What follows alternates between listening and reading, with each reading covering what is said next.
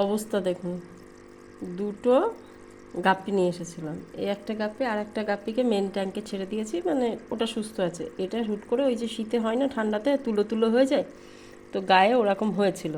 সেটা দেখে আমি এটাকে এর মধ্যে ছেড়েছিলাম, হসপিটাল ট্যাঙ্ক বানিয়ে হিটার ফিটার দিয়ে।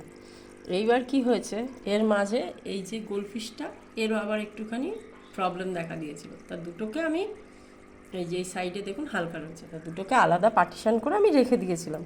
তা হুট করে ওষুধ দেওয়ার সময় আমি পার্টিশানটা খুলে দিই, এবং খুলে দিয়ে ভাবি যে ঠিকই তো আছে, দুজনেই তো আছে, কোনো সমস্যা হচ্ছে না, রেখে দিই।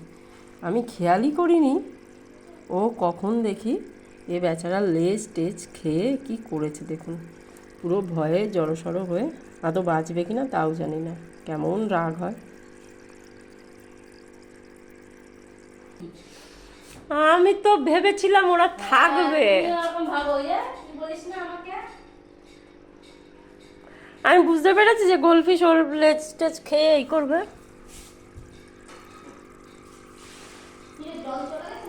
না না, আমি বন্ধ করে দিয়েছি, আমি চানে চলে যাচ্ছি। আরে দাঁড়িয়ে আছি বলেই তো দেখতে পেলাম।